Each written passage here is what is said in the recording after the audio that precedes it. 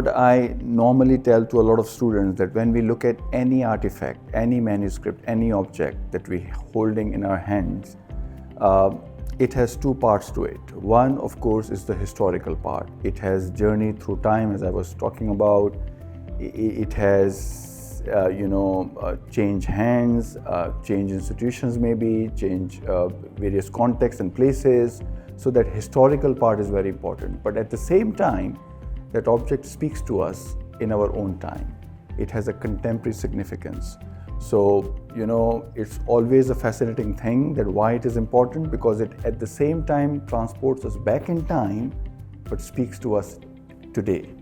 And I think that, in a sense, that's the power of the heritage objects, heritage materials, sites, that they have this dual significance of historicity, but also why I'm connected to that object. And it speaks to us today. And this is the part, the contemporary significance part, which is very important at the heart of what we do at the IIS. And that's where we try and bring heritage, make heritage relevant to our modern day issues, our identity, our rootedness in what we are.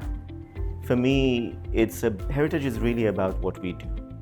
And what does that tell us about who we are?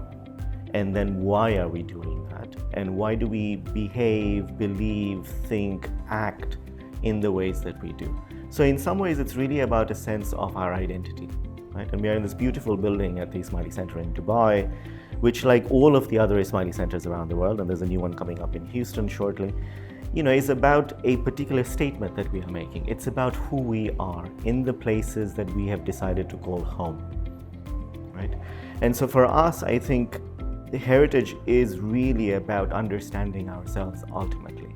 And if we find that we are in places where, especially in the world we live in, where there is a sense of increasing despair or defeatism or danger and conflict, what can we rely on to find ground?